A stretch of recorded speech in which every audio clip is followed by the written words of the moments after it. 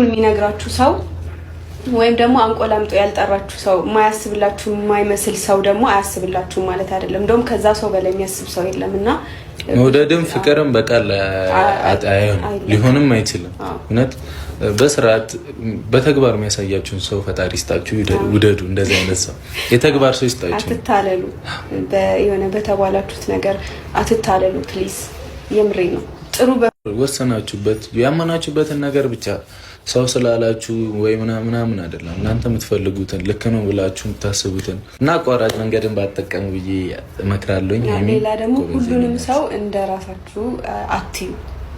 ሁሉንም ሰው እንደራሳችሁ አትዩ። ብዙ ጊዜ የምትለኝ ነገር ይሄ ነው። እኔም እየተጎዳ የነበረበትን ነገር ይሄ ነው። በደንብ ስለምታውቀኝ ሁሌ እንጣላ ነበር። ሁሌ ትቆጣኛለች።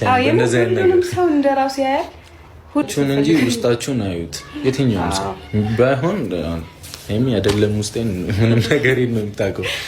የምታምኑበት ሰው አለ አይደል? ራሳችሁ እርግጠኛ የምትሆኑበት ነገር እኮ አለ። ለእንደዛ ሰው የሆነ ክሎዝ ሆኖ አይደለም እንዴ። እኛ ገደብ የሚለውን ነገር ማበጀት በህይወት የተማርኩት ነገር ነው።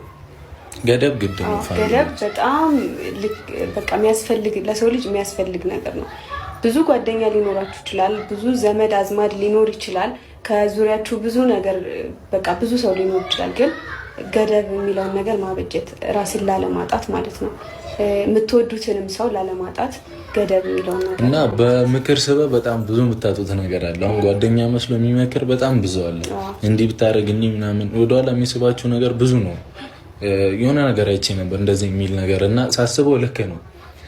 በጓደኝነት ስበብ በጥሩ ምክር ስበብ ወደኋላ የሚጎትታችሁ ነገር ብዙ አለ እና የምታደርጉትን ነገር በኮንፊደንስ ራሳችሁ ምንም በቃ ኖርማል ነው። ህይወት ምን አንዴ ነው የምንኖረው አይደል? ይሄንን ዓለም ላይ ወደቅ መነሳት ያለ እና እሷ እስከኖረ ድረስ ማንም መጥቶ ለእሷ የሚያዘን የለም። መወሰንም ያለብኝ ራሴ ነኝ በእኔ ህይወት እና እኔ ደስተኛ ነኝ በህይወቴ።